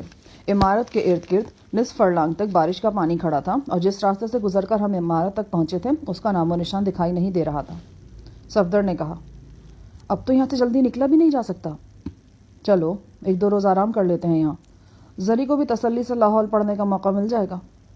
لیکن جناب اگر اس دوران میں تارکول کے ڈرم یعنی انسپکٹر تابش کو مبارک امین سے رابطہ کرنے کا موقع مل گیا تو ہمیں بھی جلدو جلالتو کا ورد کرنا پڑ جائے گا۔ مجھے تو لگ رہا ہے کہ اس طوفانی بارش کے بعد کم از کم آج کے دن تو کوئی ایسا خطرہ نہیں ہے۔ تم دیکھ ہی رہے ہو یہاں سے کشتی کے بغیر نہیں نکلا جا سکتا اور بارش ابھی جاری ہے، یہاں سے ٹیلی فونک رابطہ بھی ممکن نہیں۔ میں نے کافی دیکھا ہے، مجھے تو یہاں کسی فون کا تار وغیرہ نظر نہیں آیا۔ ویسے اگر فون ہوتا بھی تو ایسی بارش میں اس پر فالج کا حملہ ہونا یقینی تھا۔ ان سب باتوں کے علاوہ ایک اہم بات اور بھی ہے۔ وہ کیا؟ آثار یہی کہہ رہے ہیں کہ انسپکٹر تابش نے مبارک امین کے ساتھ اپنے تعلق کو بالکل چھپا کر رکھا ہوا ہے۔ وہ دونوں بظاہر ایک دوسرے سے کوئی رابطہ نہیں رکھتے۔ یہ صورتحال ہمارے حق میں جاتی ہے۔ یعنی کہ آپ کا مطلب ہے کہ انسپکٹر ہمارے بیان کی تصدیق کرنے کی پوزیشن میں نہیں ہے؟ میرے خیال میں 1 آدھ دن تک تو ایسا ہونا ممکن نہیں، مگر ہمارے سامنے جوزف کی لاش کا بھی تو مسئلہ ہے۔ اس کا کفن دفن کیسے ہوگا؟ جیسے لاوارث لوگوں کا ہوتا ہے۔ کیا مطلب؟ میں نے انسپکٹر تابش کو یہی بتایا کہ جوزف کا آگے پیچھے کوئی نہیں، ہمارے علاوہ کسی کو اس کے آخری دیدار کی خواہش بھی نہیں ہوگی، لہٰذا ہم اسے جب اور جہاں چاہیں دفن کر سکتے ہیں۔ صفدر نے کچھ کہنے کے لیے منہ کھولا، لیکن فوراً ہی اسے چپ ہونا پڑا۔ 2 سفید فام لڑکیاں قہقہے لگاتی ہوئی کمرے سے نکلی اور اپنے گیلے زیر جامے کمال بے تکلفی سے ایک الگنی پر پھیلانے لگی۔ نہا دھو کر وہ خوب نکھری ہوئی لگ رہی تھیں، ان کے انگ انگ سے مستی پھوٹتی محسوس ہوتی تھی۔ بہرحال ان دونوں نے ہم سے مخاطب ہونے کی کوشش نہیں کی، شاید انہیں ہم سے لاتعلق رہنے کی ہدایت کی گئی تھی۔ میری نگاہ کمرے کے ادکھلے دروازے سے اندر گئی، وہاں مجھے کچھ بڑی بڑی لائٹس نظر آئیں، ان کے علاوہ مووی کیمروں کے سٹینڈ اور ساؤنڈ ریکارڈنگ کے آلات بھی نظر آ رہے تھے۔ اس سارے سامان کا تعلق فلم میکنگ سے تھا۔ اب اس امر میں شک و شبے کی کوئی گنجائش باقی نہیں رہی تھی کہ یہ لوگ فلم لائن سے تعلق رکھتے ہیں۔ مجھے انسپکٹر تابش کے وہ الفاظ یاد آ رہے تھے جو اس نے یہاں پہنچنے کے فوراً بعد ہم سے کہے تھے۔ اس نے خوبرو بدر کے بارے میں تبصرہ کرتے ہوئے کہا تھا کہ یہ لڑکی ہماری ڈیمانڈ کے عین مطابق ہے۔ اس قسم کے الفاظ عام طور پر پروڈیوسر اور فلم ڈائریکٹر وغیرہ ہی استعمال کیا کرتے ہیں۔ انسپکٹر تابش اپنی شخصیت کے اعتبار سے فلم پروڈیوسر یا ڈائریکٹر وغیرہ نظر تو نہیں آتا تھا، مگر یہ ممکن تھا کہ اس کا تعلق فلم میکروں سے ہو۔ تابش نے بدر کے لیے لڑکی کا لفظ استعمال کیا تھا، جبکہ وہ 4 بچوں کی ماں تھی۔ اس کے باوجود بادی النظر میں وہ جواں سال ہی نظر آتی تھی۔ اس لحاظ سے تابش نے کچھ ایسا غلط بھی نہیں کہا تھا۔ اس کی گفتگو سے آیا ہوا تھا کہ بدر کو باقاعدہ خرید کر یہاں لائے جانے کا پروگرام تھا۔ معلوم نہیں تھا کہ 4 بچوں کی مفلس ماں میں ان فلم میکروں کو کیا بات نظر آئی تھی۔ اس سوال کی طرح اور بھی کئی جواب طلب سوال ہمارے ذہنوں میں موجود تھے۔ صفدر نے کہا، میں سوچ رہا ہوں کہ اگر اس دن آپ بوڑھے دوراب کی بات مان لیتے تو بدنصیب بدر کا کھوج تک نہیں ملتا۔ کون سی بات؟ دوراب یہی کہہ رہا تھا نا کہ جلال نے بہو کو 1-2 روز میں لوٹا دینے کا وعدہ کیا، جبکہ آپ کو اندیشہ تھا کہ ایسا ہونا ضروری نہیں، اور یہ اندیشہ درست نکلا نا؟ یہی بات تو میں کہہ رہا ہوں جناب۔ بدر جلال سے مبارک امین کے پاس پہنچ چکی تھی، اور مبارک امین اسے آگے انسپکٹر تابش کے پاس فروخت کرنے والا تھا، اور وہ فروخت ہو جاتی تو ہم اسے کہاں سے ڈھونڈتے؟ اس کا چھوٹا بچہ تو شاید رو رو کر مر ہی جاتا۔ تو اب کون سا محفوظ و معمون ہو گئی ہے وہ؟ بلکہ کم و بیش وہی صورتحال ہے جو ہماری عدم مداخلت کی وجہ سے ہوتی۔ وہ اپنے خریداروں کے پاس ہی تو ہے، لیکن اب ہم دونوں تو یہاں ہیں نا۔ صفدر نے گہرے اعتماد سے کہا۔ اس کا یہی بااعتماد اور پرجوش انداز مجھے بھی حوصلے سے لبریز کر دیتا تھا۔ صفدر نے ذرا توقف کیا اور بولا، لیکن شاہجہاں صاحب، ایک بات مسلسل ذہن کو کچوکے لگا رہی ہے۔ دوراب نے آپ پر حملہ کرنے کی کوشش کیوں کی؟ اس کے رویے کو دیکھا جائے تو پھر بھی یہی اندازہ ہوتا ہے کہ ہم پر مبارک امین کا حملہ بھی اسی نے کروایا تھا۔ شاید وہ بدبخت انعام کے لالچ میں آ گیا ہوگا۔ اس کا مطلب ہے کہ جلال اس معاملے میں بے قصور ہے؟ ظاہر ہے دونوں میں سے تو قصوروار ایک ہی ہے، جلال یا پھر اللہ بخشے چاچا دوراب۔ اس رات کھانے کے بعد میں اور صفدر انسپکٹر سے دیر تک باتیں کرتے رہے۔ انسپکٹر خاصا پیٹو شخص تھا۔ اس نے 3-4 پلیٹ چاول کے علاوہ 1.5-2 مرغیوں پر ہمارے سامنے ہاتھ صاف کیا۔ اسے کھاتے پیتے دیکھ کر مجھے اپنا ٹھیٹھ پنجابی یار عالم قریشی یاد آ گیا۔ وہ بھی ایسا ہی آزاد مرد تھا، ہر کام سے فارغ ہو کر کھانے بیٹھتا تھا اور اس وقت اٹھتا تھا جب بہت سے کام لیٹ ہو چکے ہوتے تھے۔ انسپکٹر کی پھولی ہوئی توند تناول محاذر کے بعد کچھ اور پھول چکی تھی، اور آنکھوں میں ویسا ہی نشہ تھا جو شکار کے بعد شیر کی آنکھوں میں نظر آتا ہے۔ غیر متوقع طور پر انسپکٹر کی انگریزی کچھ اچھی تھی۔ شاید اس کی وجہ یہ تھی کہ اس کے گھر میں امریکی مہمان موجود تھے۔ یہ مہمان یقیناً پہلے بھی یہاں آتے جاتے رہتے تھے۔ شدید گرمی کے بعد موسم خوشگوار ہو گیا تھا۔ گرج چمک کے ساتھ بوندا باندی اب بھی جاری تھی۔ جوزف کا کریہ کرم ان لوگوں نے مکان کے پچھواڑے ہی کہیں کر دیا تھا۔ اس خاموش کریہ کرم کے بعد ہمارے ذہن پر اب کوئی بوجھ نہیں تھا۔ باتوں باتوں میں نے تابش سے پوچھا، بدر کو آپ نے پہلے کہاں دیکھا تھا؟ اس نے وائن کا گھونٹ لیتے ہوئے کہا، وہیں مبارک بھائی کے گھر پر ملاقات ہوئی تھی۔ جوجی صاحب بھی میرے ساتھ ہی تھے۔ یہ جوجی صاحب کون ہے؟ وہی لمبے سفید بالوں والا امریکی۔ انہیں تم نے اوپر کی منزل میں دیکھا ہوگا۔ دراصل جوجی صاحب اپنا فلمی یونٹ لے کر یہاں آئے ہوئے ہیں، 1.5-2 مہینے سے یہیں ہیں، ایک بڑی امریکن کمپنی کے لیے فلم بنا رہے ہیں۔ مبارک بھائی کے گھر میں جوجی صاحب کی نظر بدر پر پڑی تھی۔ وہ پھڑک اٹھے، کہنے لگے یہ لڑکی میری فلم کے کردار کے لیے بالکل فٹ ہے۔ انہوں نے مجھ سے کہا کہ میں کسی طرح اس لڑکی کو انہیں لے دوں، وہ اسے اپنے ساتھ امریکہ لے کر جائیں گے۔ میں نے مبارک بھائی سے بات کی، انہوں نے بتایا کہ یہ لڑکی ان کے جلال نامی دوست کی ہے اور وہ شاید اسے بیچنے پر تیار نہ ہو۔ جوجی صاحب نے زور دیا کہ جس طرح بھی ہو یہ لڑکی ملنی چاہیے۔ مبارک بھائی نے کہا کہ میں کوشش کروں گا، مگر جوجی صاحب نے فوراً ایک لمبی رقم مبارک بھائی کے سامنے رکھ دی۔ مبارک بھائی پہلے تو نیم رضامند ہوئے، پھر رضامند ہو گئے۔ انہوں نے کہا کہ وہ لڑکی کے مالک سے بات کر لیتے ہیں، امید ہے کل تک لڑکی آپ کے پاس پہنچ جائے گی۔ جوجی صاحب نے کہا آپ امید کی بات مت کریں، لڑکی ہر صورت کل 12-1 بجے تک پہنچ جانی چاہیے۔ جہاں آپ نے ہماری اتنی بات مانی ہے وہاں ایک اور مان لیں۔ مبارک بھائی مسکراتے رہے، پھر انہوں نے وعدہ کر لیا۔ لیکن انسپکٹر صاحب، یہ تو سیدھی سادی دیہاتن ہے، یہ فلم میں ایکٹنگ کیسے کرے گی؟ بھائی یہ ہماری درد سری نہیں ہے، جوجی صاحب جانے اور ان کا کام جانے، وہ بڑے گھاگ اور پرانے ڈائریکٹر ہیں۔ مگر ہم نے تو سنا ہے کہ گود کے بچے کے علاوہ بھی بدر کے 3 بچے ہیں، ان کا کیا ہوگا؟ صفدر نے پوچھا۔ یہ دوسری درد سری بھی مبارک بھائی کی ہے، ویسے بھی جہاں پیسہ پہنچ جاتا ہے نا وہاں سب ٹھیک ہو جاتا ہے۔ بچوں کا کیا ہے، 1-2 ہفتہ پریشان ہو لیں گے، پھر جب اچھا کھانے اور پہننے کو ملے گا تو آہستہ آہستہ سب بھول جائیں گے۔ غریبی میں رہنے والوں کے دل بڑے سخت ہو جاتے ہیں، رقم ملے تو یہ لوگ خونی رشتوں کو بھی فروخت کر دیتے ہیں، اور ہماری مٹی کی قسمت تو ہے ہی یہی، یہاں پرانے زمانوں سے انسان بکتا اور خریدا جاتا رہا ہے۔ اچانک چیخیں سنائی تھیں، یہ رسوانی چیخیں تھیں۔ انسپکٹر تابش ہڑبڑا کر اٹھ بیٹھا، میں اور صفدر بھی چونک گئے۔ چیخیں سیڑھیوں کی طرف سے سنائی دی تھی اور پھر برآمدے کی طرف چلی گئی تھیں۔ ہم برآمدے میں پہنچے تو وہاں خوبرو بدر نظر آئی۔ اس کا پاؤں پہلے سے بہتر تھا، اس لیے وہ دونوں پاؤں پر برابر وزن ڈالے کھڑی تھی، مگر اس کی سیاہ جلد پر زردی سی کھنڈی ہوئی تھی۔ وہ تھر تھر کانپ رہی تھی۔ غزالہ اور گلسوم نے اسے سہارا دے رکھا تھا۔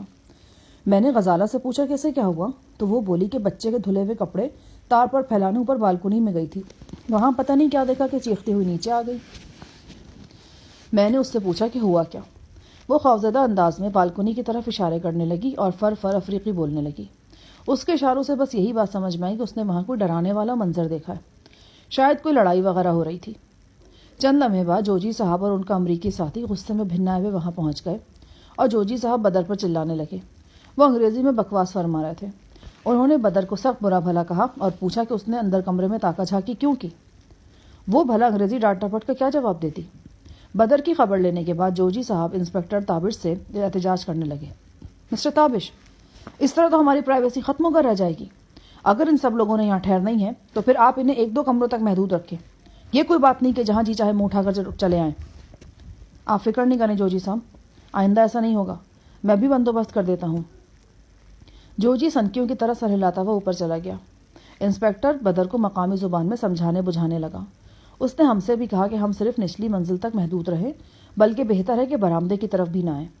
میں اس سے پوچھنا چاہتا تھا کہ اوپر کیا مسئلہ تھا، مگر پھر انسپکٹر کا موڈ دیکھ کر میں نے سوال کرنا مناسب نہیں سمجھا۔ انسپکٹر نے خود بھی یہ موضوع چھیڑنے سے گریز کیا۔ انسپکٹر چلا گیا تو غزالہ نے اشاروں میں بدر سے پوچھا کہ اوپر کیا تھا۔ جواب میں بدر نے اشاروں کنارے سے جو کچھ ہمیں بتایا وہ کافی حد تک ہماری سمجھ میں آ گیا۔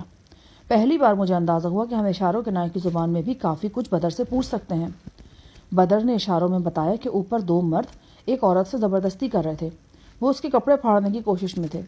وہ چیخنا چاہتی تھی مگر انہوں نے اس کے منہ پر مضبوطی سے ہاتھ رکھا ہوا تھا۔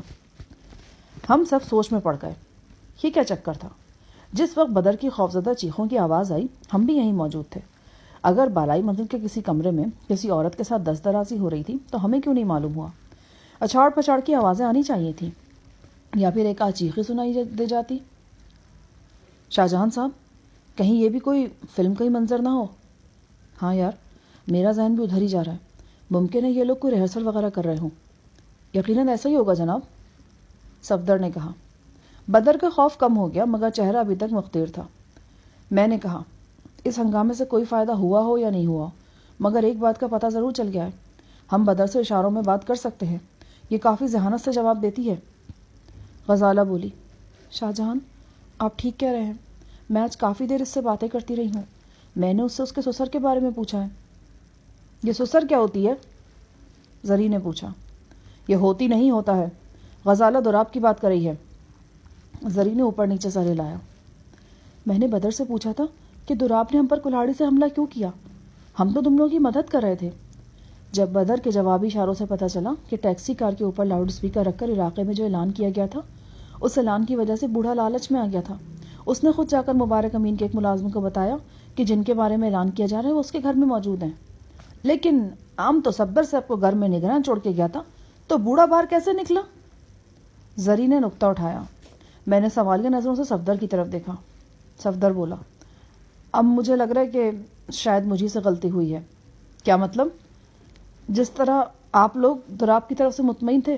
اسی طرح میرے بھی وہم و گمان میں نہیں تھا کہ وہ کوئی ایسی حرکت کر سکتا ہے۔ میرا خیال ہے کہ دوپہر کے کھانے کے بعد تھوڑی دیر کے لیے میری آنکھ لگ گئی تھی، شاید اسی وقت بوڑھے کو کام دکھانے کا موقع مل گیا۔ یقیناً ایسا ہی ہوا ہے۔ وہ ٹائم دیکھنا جانتی ہے، اس نے کمرے کے وال کلاک پر باقاعدہ انگلی رکھ کر مجھے سمجھایا ہے۔ اب یہ بات تقریباً کلیئر ہو گئی تھی کہ دوراب کے گھر پر ہم پر جو حملہ ہوا اس کا ذمہ دار صرف دوراب ہی تھا۔ وہ پیرے فرتوت، کمزور و ناتواں ہونے کے باوجود چالاک نظر آتا تھا۔ اس نے سوچا ہوگا بہو تو گھر آئی گئی ہے، اب کیوں نہ ایک تیر سے دو شکار کیے جائیں۔ ہمیں پکڑوانے سے اس کا گھر بھی محفوظ ہو جاتا اور ہماری گرفتاری کا انعام بھی اسے مل جاتا۔ اسے یہ معلوم نہیں تھا کہ وہ جن لوگوں کو ہماری موجودگی کی اطلاع دے رہا ہے، ہم انہی سے اس کی بہو کو چھڑا کر لائے ہیں۔ اپنی اس بے وفائی کا صلہ بوڑھے کو اپنی موت کی صورت میں ملا۔ راہی عدم ہوتے ہوئے اس نے شریک حیات کو بھی ہم سفر بنا لیا۔ بدر ہماری باتیں نہیں سمجھ رہی تھی، مگر وہ جان رہی تھی کہ ہم اس کے سسر کا ہی ذکر خیر کر رہے ہیں۔ میں صاف طور پر دیکھ رہا تھا کہ اس کے چہرے پر اپنے سسر مرحوم کے لیے سوگواری کم اور بیزاری زیادہ ہے، بلکہ اسے نفرت کہنا زیادہ مناسب ہوگا۔ موسم مسلسل ابرآلود تھا، گاہے بگاہے بوندا باندی شروع ہو جاتی تھی۔ اس عمارت کا رابطہ ارد گرد سے بالکل کٹا ہوا تھا۔ میں اور صفدر بستر پر لیٹنے کی تیاری کر رہے تھے۔ گلسوم نے آ کر گلابی اردو میں بتایا کہ تابی نے اپنی انگلی کاٹ لی اور مسلسل رو رہا ہے۔ میں دوسرے کمرے میں تابی اور غزالہ کے پاس پہنچا تو تابی کی ننھی سی انگلی پر موٹی سی پٹی نظر آئی اور گول گول آنکھوں میں آنسو دکھائی دیے۔ غزالہ نے اسے گود میں بھینچ رکھا تھا اور پچکار رہی تھی۔ کیا ہوا چھوٹے صاحب کو؟ مچھر کے تیل کی شیشی توڑ کر انگلی زخمی کر لی ہے۔ مجھے دیکھ کر تابی نے اور بھی زور و شور سے رونا شروع کر دیا۔ غزالہ مسکرائی اور اسے لے کر ٹہلنے لگی۔ گلسوم نے پلاسٹک کا ایک ڈیکوریشن پیس کھلونے کے طور پر تابی کو دے دیا۔ وہ خوبصورت گڑیا سے بہل گیا۔ گالوں پر آنسو رہے لیکن آنکھوں میں مسکراہٹ بھر گئی۔ کچھ دیر تو وہ گڑیا کو لٹتا پلٹتا رہا، پھر جیسے اچانک اسے یاد آیا کہ وہ تو رو رہا تھا، مگر چند لمحوں کے لیے اس کے ذہن سے نکل گیا کہ وہ رو کس بات پہ رہا ہے۔ ان چند لمحوں میں اس کے چہرے پر جو تاثرات نظر آئے انہوں نے ہمیں بہت محسوس کیا۔ پھر اسے اپنی زخمی انگلی یاد آ گئی اور وہ دوبارہ ری ری کرنے لگا۔ اس کی اس معصومانہ ادا پر غزالہ نے بے ساختہ اس کا گال چوم لیا۔ وہ ہنس ہنس کر سرخ ہو رہی تھی۔ تھوڑی دیر بعد تابی چپ ہو گیا۔ میں نے اسے اٹھا لیا۔ وہ مجھے اپنی زخمی انگلی دکھانے میں مصروف ہو گیا۔ غزالہ نے کہا، اسی انگلی سے تم انکل کو آنکھ میں چبوتے تھے نا، دیکھو اللہ میں تمہیں سزا دی ہے۔ وہ منہ کھول کر غزالہ کی بات سمجھنے کی کوشش کرنے لگا۔ ان لمحوں میں وہ دونوں بالکل ماں بچے کی طرح نظر آ رہے تھے۔ غزالہ بڑے پیار سے تابی کو دیکھ رہی تھی۔ اچانک اس نے مجھ سے سوال کیا، آپ نے کچھ سوچا ہے؟ کس بارے میں؟ پاکستانی سفارت خانے پہنچنے کے بارے میں۔ آپ نے کہا تھا نا کہ سفارت خانہ ہی ہماری مدد کر سکتا ہے۔ میرا خیال ہے مجھے کچھ سوچنے کی ضرورت ہی نہیں ہے۔ وہ کیوں؟ اس دنیا میں دو ایسے بندے ہیں جو میرے ساتھ ہوتے ہیں تو مجھے کچھ بھی سوچنا نہیں پڑتا، سب کچھ خود ہی خود ٹھیک ہوتا چلا جاتا ہے، بغیر سوچے سمجھے ہی راستے نکلنے لگتے ہیں۔ اب تم سوچ رہی ہوگی کہ وہ کون ہے؟ ان میں سے ایک تو تم ہو اور دوسرا صفدر۔ تم دونوں میرے ساتھ ہو، اب جو بھی ہوگا وہ ٹھیک ہی ہوگا۔ مجھ میں ایسا کچھ نہیں ہے، وہ منہ پھیر کر بولی۔ ماؤنٹ ایورسٹ کو خود اس بات کا احساس نہیں کہ وہ کتنی اونچی ہے، نہ ہی بحر الکاہل کو پتا ہے کہ وہ کتنا وسیع ہے۔ اس سے پہلے کہ غزالہ کوئی جواب دیتی، دھما چوکڑی کی آوازیں سنائی تھی، پھر زری گل کی چنگھاڑ گونجی۔ واضح طور پر وہ کسی سے برسر پیکار تھا۔ اوے خنزیر کا بچہ، آم تمہارا کھانا خراب کر دے گا۔ میں باہر برآمدے میں پہنچا تو زری کو ایک افریقی سے دست و گریباں پایا۔ زری نے میرے سامنے اچھل اچھل کر دو ٹکریں افریقی کی تھوڑی پر رسید کی، پھر دراز قد مد مقابل کے پیٹ میں ٹانگیں مارنے کی کوشش کرنے لگا۔ دو افراد دونوں کو چھڑانے کی کوششوں میں لگے ہوئے تھے۔ ان میں سے ایک حبشی تھا اور دوسرا کوئی انڈین لگتا تھا۔ زری پر برسائے جانے والے دو زوردار مکے انڈین نے اپنی گردن پر کھائے اور زری کو دھکیل کر اس کے سیافام مد مقابل سے دور لے گیا۔ میں نے آگے بڑھ کر افریقی کو سنبھال لیا اور اسے دھکیل کر برآمدے کے وسط میں کھڑا کر دیا۔ رات کافی ہو چکی تھی، لگتا تھا کہ فلمی یونٹ کے اکثر افراد سونے کے لیے لیٹ چکے ہیں، ورنہ اچھا خاصا مجمع اکٹھا ہو جاتا۔ پھر بھی چند ایک ملازم تو جمع ہو ہی گئے تھے۔ بیچ بچاؤ کرانے والے انڈین نے مقامی زبان میں ملازمین کو مخاطب کیا اور انہیں تتر بتر کر دیا۔ یہ درمیانے قد کا انڈین اسمارٹ سا نوجوان تھا۔ اس نے نیکر بشرٹ پہن رکھی تھی، گلے میں سونے کا لاکٹ تھا اور پاؤں میں جاگرز۔ مجھے اندازہ ہوا کہ وہ فلمی یونٹ کے ارکان میں سے ہے۔ تماشائیوں کو روانہ کرنے کے بعد انڈین نوجوان نے زری کے مد مقابل کو مقامی زبان میں سمجھانا بجھانا شروع کیا۔ 1-2 منٹ کے اندر وہ اپنی کوشش میں کامیاب ہو گیا۔ اس کے بعد وہ زری کی طرف آیا اور بولا، خان صاحب، مجھے لگتا ہے کہ تم یہاں بالکل نئے نئے آئے ہو۔ کیوں؟ ہمارے چہرے پہ تم کو سفر کا تکن نظر آتا ہے کیا؟ یہ بات نہیں ہے، دراصل تمہیں یہاں کی بول چال کے بارے میں کچھ پتہ نہیں۔ عام کو پتہ کرنے کا ضرورت بھی نہیں ہے۔ عام کو معلوم ہو گیا کہ یہاں کا لوگ پیار کا زبان نہیں سمجھتا، مکے کا زبان سمجھتا ہے، اور یہ زبان عام بہت اچھی طرح فر جانتا ہے۔ مجھے بتاؤ کیا بات ہے؟ میں نے انڈین کو اپنی طرف متوجہ کیا۔ وہ بولا، آپ اس کے ساتھی ہیں نا؟ جی۔ خان صاحب نے ابھی اس حبشی ملازم کے سامنے ایک لمبی باریک سی آواز نکالی تھی۔ یہ آواز چھوٹے مرغے کی بانگ سے ملتی جلتی ہے۔ کیا آپ نے اس سے پہلے کبھی سنی ہے؟ شاید سنی ہو، تم آگے بتاؤ۔ انڈین بولا، یہ آواز یہاں عام طور پر نوجوان شرارت کے طور پر نکالتے ہیں۔ اس شرارت پر اکثر لڑائیاں بھی ہو جاتی ہیں۔ یہ آواز دراصل شروع میں یہاں کی ایک مزاحیہ فلم میں نکالی گئی تھی، بعد میں مشہور ہوتے ہوتے یہ عام ہو گئی۔ اس کا مطلب ہوتا ہے کہ کیا تمہاری نظر میں کوئی ایسی لڑکی ہے جو میرے کام آ سکے؟ زری کا منہ کھلے کا کھلا رہ گیا۔ میں بھی حیران رہ گیا۔ زری گل کئی موقع پر خوش اخلاقی میں یہ آواز نکال چکا تھا۔ ایک مرتبہ بوڑھے دراب کے سامنے بھی اس نے 2-3 بار یہ آواز نکالی تھی۔ دراب کی جوان بیٹی بھی موجود تھی۔ میں نے دیکھا زری کے چہرے کا رنگ بدل رہا ہے۔ غالباً اسے وہ سارے مواقع یاد آ رہے تھے جب اس نے یہ صدا نکال کر اپنی طرف سے خوش مزاجی کا ثبوت دیا تھا۔ اب یہ بات میری بھی سمجھ میں اچھی طرح آ رہی تھی کہ حبشی ملازم اور زری آپس میں ٹکرو ٹکری کیوں ہوئے تھے۔ یقیناً زری نے اس بھلے مانس سے بھی یہی پوچھا تھا کہ تمہاری نظر میں کوئی ایسی لڑکی ہے جو اس سہانے موسم میں میرے کام آ سکے۔ اس کے بعد اگر حبشی نے زری کو 2 ہتھڑ مارے تو یہ کوئی ایسی عجیب بات نہیں تھی۔ زری کو یقین نہیں آ رہا تھا کہ بلراج نامی یہ انڈین درست کہہ رہا ہے۔ بڑی مشکل سے زری کو یقین آیا۔ اس کے بعد وہ اصرار کرنے لگا کہ وہ متاثرہ شخص سے معافی مانگے گا۔ زری نے کہا، ہم کو اس سے معافی مانگنا ہے۔ خان صاحب معافی کیسے مانگو گے؟ نہ تم اس کی بات سمجھتے ہو نہ وہ تمہاری۔ نہیں، ہم اشاروں کناروں میں اسے اپنی بات سمجھا دے گا۔ زری کے کہنے پر بلراج اسے حبشی ملازم کی طرف لے گیا۔ بلراج تو فوراً واپس آ گیا۔ زری کی واپسی البتہ 2-4 منٹ بعد ہوئی۔ اس کا چہرہ لال بھبوکا ہو رہا تھا اور نتنے پھولے ہوئے تھے۔ اس کے عقب میں کسی کمرے کا دروازے کے اندر سے حبشی کی غسیلی آواز بلند ہو رہی تھی۔ زری پنکار کر بولا، عجیب واہیات شخص ہے یہ، پیار محبت کا بات سمجھتا ہی نہیں ہے۔ ام معذرت فرما رہا ہے، وہ ام پر چیخ چلا رہا ہے، ام لعنت بھیجتا ہے ایسی معافی پر۔ بس ٹھیک ہے، جو ہو گیا سو ہو گیا، ام کو اس پر بالکل شرمندگی نہیں۔ مگر ہوا کیا ہے؟ بلراج نے پوچھا۔ وہ بہت بد دماغ شخص ہے، ام سے فوراً لڑنے لگ پڑ گیا۔ مگر تم نے کہا کیا تھا؟ ام نے کیا کہنا تھا، بس معافی مانگا تھا ام نے۔ کیسے مانگی تھی معافی؟ تحقیق پر معلوم ہوا کہ زری نے ہاتھ جوڑے تاکہ حبشی کو معلوم ہو جائے کہ وہ معافی طلب کر رہا ہے۔ اس کے علاوہ اس نے اردو میں بھی معذرت طلب کی تھی۔ بلراج کے چہرے پر پھر مسکراہٹ بکھر گئی۔ وہ اپنے ماتھے پر ہاتھ مارتے بولا، خان صاحب، اسی لیے تو آپ سے کہا تھا کہ آپ نہ جائیں، پر آپ اپنی بات تو راڑے ہی رہے۔ کیا مطلب؟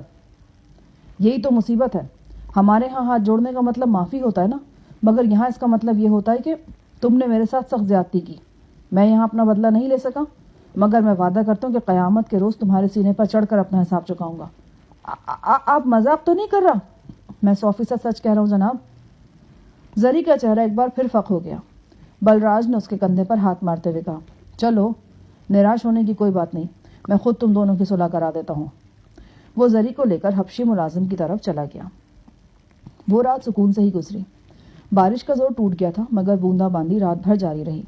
ہم کل ساری رات کے جاگے ہوئے تھے مگر چوکس رہنا بھی ضروری تھا۔ پہلے پہر صفدر سو گیا، آخری پہر میں سو گیا اور صفدر نگرانی کرتا رہا۔ میں 9-10 بجے کے قریب جاگا۔ موسم خوشگوار تھا، دھوپ کے باوجود ہوا میں خنکی موجود تھی۔ عمارت سے باہر پانی کی سطح کچھ نیچے ہو گئی تھی مگر خشک ہونے میں ابھی سے کئی دن لگنے تھے۔ زری گل سامنے برآمدے میں بیٹھا چاکلیٹ کھا رہا تھا۔ اس نے مجھے بتایا کہ صفدر باتھ روم تک گیا ہے۔ میں نے پوچھا کہ چاکلیٹ کہاں سے لیے ہیں؟ وہ بولا، اس ہندوستانی نے زبردستی دیا ہے، وہ ہم سے کافی باتکلف ہو گیا ہے۔ باتکلف نہیں، بے تکلف۔ ہاں وہی، ہندو ہونے کے باوجود اچھا آدمی لگتا ہے۔ ویسے بھی وہ بس نام کا ہندو ہے، کام اس کے شریفانہ ہی ہے۔ حبشی سے تمہاری صلح ہو گئی کیا؟ ہاں، بلراج نے ہم دونوں کا جپی ڈلوا دیا تھا۔ رات کیسی گزری؟ کچھ نہ پوچھے جی، غزالہ بیوی نے ہمارا ستیہ ناش کر دیا۔ کیوں؟ کیا ہوا؟ گلسوم اچھا بھلا ہمارے ساتھ کمرے میں سونے لگا تھا مگر غزالہ بیوی اسے اپنے ساتھ لے گیا۔ وہاں وہ دونوں باتیں کرنے لگا۔ ان کا باتیں اتنا لمبا ہوا کہ ہم سوکھ کر کانٹا ہو گیا۔ جتنا بھی مشہور غمگین گیت ہم کو یاد تھا نا، ہم نے دل میں سب گنگنا لیا، پر وہ نہیں آیا۔ آخر پتہ نہیں کس وقت ہمارا آنکھ لگ گیا. دوبارہ آنکھ کھلا تو باہر درختوں پر چڑیے چہچہا رہا تھا اور گلسوم ساتھ والے بیڈ پر بیٹھا مسکرا رہا تھا. زری گل نے کہا بھری اور غم غلط کرنے کے لیے چاکلیٹ کا ایک اور پیکٹ پھاڑ دیا. اسی دوران میں صفدر بھی نہا کر آ گیا. وہ بہت نکھرا ہوا نظر آ رہا تھا. خوبصورت بال، روشن آنکھیں، چوڑا سینہ اور مضبوط بازو جن پر آنکھیں بند کر کے بھروسہ کیا جا سکتا تھا. وہ ایسا ہی جانسار دوست تھا جس پر جتنا بھی ناز کیا جائے کم تھا. صفدر نے میرے قریب بیٹھتے ہوئے سرگوشی کی. تارکول کا ڈرم کچھ پریشان نظر آ رہا ہے. کہیں کوئی گڑبڑ نہ ہو گئی ہو. کیسی گڑبڑ؟ کہیں مبارک امین سے اس کا رابطہ نہ ہو گیا ہو. بظاہر تو ایسی کوئی وجہ نظر نہیں آ رہی. ٹیلی فون تو یہاں ہے نہیں، نہ ہی کوئی باہر سے آیا ہے اور نہ ہی یہاں سے کوئی باہر گیا ہے. واکی ٹاکی یا وائرلیس بھی سے پہ تو بات ہو سکتی ہے نا. بھائی تم دور دراز اندیشوں کی بات کر رہے ہو. انسپیکٹر اگر پریشان ہے تو اس کی 1001 وجوہات ہو سکتی ہیں. ویسے بھی پریشانی ایسے بہرا لوگوں کا نصیب ہوتی ہے. ہم دونوں دیر تک سر جوڑے بیٹھے رہے اور آئندہ کا لائحہ عمل بناتے رہے. اسی دوران میں ہم نے ناشتہ بھی کیا. زری، غزالہ اور گلسوم بھی ہمارے ساتھ تھے. ہاں، بدر ناشتے میں شریک نہیں تھی. وہ بہت خاموش اور گمسم تھی. ظاہر ہے بچوں سے بچھڑنے کا غم تھا. اس کے علاوہ اسے اپنے مستقبل کا بھی کچھ پتہ نہیں تھا. یہ تو غزالہ اور گلسوم کی وجہ سے اس کی ڈھارس بندی ہوئی تھی، ورنہ وہ رو رو کر ہلکان ہو جاتی. اس کا پاؤں غیر متوقع تیزی سے ٹھیک ہوتا جا رہا تھا. دوپہر کے وقت زری ایک انکشاف انگیز خبر لے کر آیا. یہ خبر اس تک اپنے انڈین دوست بلراج کے ذریعے پہنچی تھی. ہمارے اندازے کے مطابق بلراج اسی فلمی یونٹ کا حصہ تھا جو انسپیکٹر کے گھر بالائی منزل پر ڈیرے ڈالے ہوئے تھے. زری نے بڑے دل گرفتہ لہجے میں بتایا کہ یہ لوگ بےہودہ فلموں کا کام کرتے ہیں. ان دنوں بھی یہ لوگ ایک اڑیا فلم بنانے میں لگے ہوئے ہیں. اس فلم کی کچھ شوٹنگ انہوں نے ساحل علاقے میں بھی کی ہے اور 3-4 مقامی لڑکیاں بھی اس فلم میں کام کر رہی ہیں. نہ جانے کیا بات تھی کہ زری کی بات سنتے ہی مجھے یقین آ گیا. شاید میرے ذہن میں پہلے ہی ان لوگوں کے بارے میں کوئی اچھا تاثر موجود نہیں تھا. یہ مادر بدر آزاد قسم کے لوگ تھے اور ان کی ہر حرکت سے فحاشی ٹپکتی تھی. فلمی لوگ بہت سلجھے ہوئے اور شائستہ قسم کے لوگ نظر آ جاتے ہیں لیکن رنگ باز لوگ تخلیق کاروں سے بالکل علیحدہ پہچانے جاتے ہیں. اور یہ لوگ مجھے تخلیق کار نہیں، رنگ باز نظر آئے تھے. ہمارا تو یہ سوچ سوچ کر دماغ خراب ہو رہا ہے کہ بدر جیسا گھریلو عورت کو ایسا منحوس کام کے لیے یہاں لایا گیا. ان بدبختوں کو اور کچھ نظر نہیں آیا تھا. شیطان عقل پر پردہ ڈالتا تو پھر ایسے کام ہی ہوا کرتے ہیں. زری بولا. ام نے اس انڈین کو کہا کہ تم ایسے منحوس کام کے لیے ایک بال بچے دار گھریلو عورت کو لے آیا. آخر تم نے بھی تو مرنا ہے، کیا منہ دکھائے گا خدا کو. وہ آرامی آگے سے ہنسنے لگا. بولا یہ تو اس عورت کا خوش قسمتی ہے کہ اسے اس فلم کے لیے چنا گیا. 8-10 روز میں وہ بالکل ٹھیک ٹھاک ہو جائے گا اور 1 مہینے میں تو وہ اتنا خوش ہو جائے گا کہ جوجی صاحب اسے واپس بھیجنا بھی چاہے گا تو وہ نہیں جائے گا. وہ کہتا کہ ہم کوئی پہلی دفعہ یہاں نہیں آیا، اس سے پہلے بھی ہم نے 2-3 فلمیں یہاں بنایا ہے. کافی خراٹ لوگ لگتے ہیں یہ. استاد صاحب، ہم کس قدر گندے ماحول میں ہیں. خدا کا قسم ہمارا تو دم گھٹنے لگا یہاں. اس 4 بچوں کی ماں کو دیکھ دیکھ کر ہم کو اتنا ترس آ رہا ہے کہ ہم لفظوں میں بیان نہیں کر سکتا. ہمارے خیال میں تو بدر کو ہم سمیت جلد از جلد یہاں سے دور نکل جانا چاہیے. اسی دوران میں صفدر بھی وہاں پہنچ گیا. میں نے اسے زری گل کی اطلاع سے آگاہ کیا تو اس کے چہرے پر بھی تشویش اور نفی کے آثار نمودار ہوئے. میری اور صفدر کی گفتگو کے دوران زری اٹھ کر چلا گیا. تھوڑی دیر بعد باتھ روم سے اوہ اوہ کی آوازیں آئیں. زری گل قے کر رہا تھا. میں اور صفدر باتھ روم میں پہنچے. زری نے اپنے ہاتھ کی 3 انگلیاں حلق میں گھسیڑی ہوئی تھیں اور واش بیسن پر جھکا ہوا تھا. معلوم ہوا کہ اس نے جان بوجھ کر قے کی ہے. کچھ دیر بعد وہ منہ دھو کر تولیے سے ہاتھ صاف کرتا ہوا باہر نکلا. وہ پہلی بار اتنا سنجیدہ نظر آ رہا تھا. یہ کیا ہوا ہے؟ وہ عجیب سے لہجے میں بولا. ہمارے سینے میں آگ لگا ہوا تھا استاد صاحب. ہم نے اس بدکار انڈین کا ہاتھ سے لے کر چاکلیٹ کھایا تھا. وہ چاکلیٹ ہمارے جسم میں رہ جاتا تو ہم کو اپنے آپ سے نفرت ہو جاتا. ہم سچ کہہ رہے ہیں، ہمارا دم گھٹ رہا ہے اس بدبودار ماحول میں. ہم کو یہاں سے نکل جانا چاہیے. زری اپنے حساب سے ٹھیک کہہ رہا تھا مگر اتنی جلدی یہاں سے نکلنا آسان نہیں تھا. کھیت کھلیان اور راستے سب کچھ پانی میں ڈوبا ہوا تھا. ہماری گفتگو کے دوران میں ہی پھر اندھیرا سا چھا گیا. گہرے بادل امنڈائے تھے. تھوڑی دیر بعد ایک بار پھر تیز بارش شروع ہو گئی. قریباً ویسا ہی منظر تھا جیسا کل صبح سویرے دکھائی دیا تھا. ہمارا خیال تھا کہ فلمی یونٹ آج پھر ہلا گلا کرے گا مگر ایسا کچھ نہیں ہوا. کوئی سفید فام نظر آیا اور نہ ہی سیاہ فام. 1-2 خوبرو چہرے بالکنی میں نظر آئے لیکن وہ بھی لٹکے لٹکے تھے. اسی اثنا میں میری نگاہ انسپیکٹر پر پڑی. وہ ایک کمرے سے نکلا اور تیز تیز قدم اٹھاتا ہوا بالائی منزل پر چلا گیا. صفدر نے درست ہی کہا تھا. وہ خاصا پریشان بلکہ الجھا ہوا نظر آتا تھا. کوئی گڑبڑ ہے یہاں، صفدر نے کہا۔ ہاں لگ تو ایسا ہی رہا ہے، انسپکٹر تو چپ ہے ہی، دوسرے لوگ بھی کچھ خوش نہیں ہیں۔ کل بارش دیکھ کر وہ جس طرح چیخے چلائے تھے آج اس کے برعکس کر رہے ہیں۔ آپ پوچھ کر دیکھیں نا انسپکٹر سے، مگر وہ تو ہمارے پاس پھٹک ہی نہیں رہا۔